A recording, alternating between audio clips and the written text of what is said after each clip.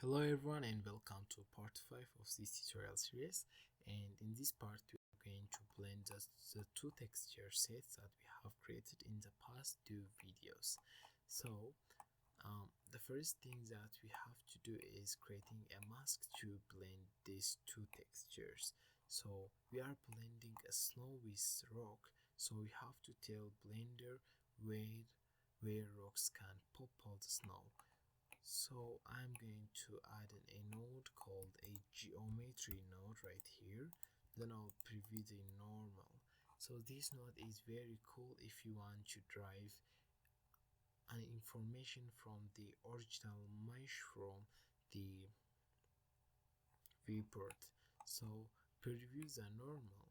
So this normal, in such simple words, this normal is going to tell us the directions of the faces. So we need the top faces. So I'm going to add in a separate XYZ and I'll preview the Z one.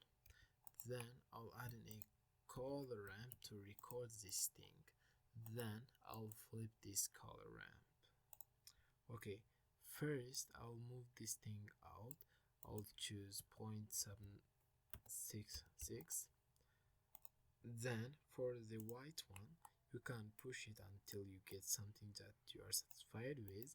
I'll push this points to 0.338, so it's nice. Now as you can see, our mask is too perfect, so we have to add a little noise to it. So I'm going to add a texture coordinate, then I'm going to add in a noise texture. Then I'll plug the object into the vector. Then I'll let me preview it first. Then I'll turn the scale to 0.6. For the detail, the value of 8 will do. Then for the roughness, the value of 0.7 is great. Then I'm going to add in a color ramp. Then let's push this one up a little bit. Then let's push this thing up a bit. So here I arranged my values. I turned the black one to 0.493. Then for the white I turned it to 0.708. Then I'm going to add in a mix node, set this to color, then multiply. Then we are going to plug this one right there and this one into there. You can see it has no great effect. So if we increase this to 1, we will get the full effect. Then we can use this mask to blend those rocks. So first I'm going to select everything, hit Ctrl J, then I'll name my frame as mask 1 and I'll hit N. I'll give it a color, I'll make it blue. Then select everything and move this thing up. Then I'm going to add in a mix node to mix the displacements and mix shader to blend the shaders.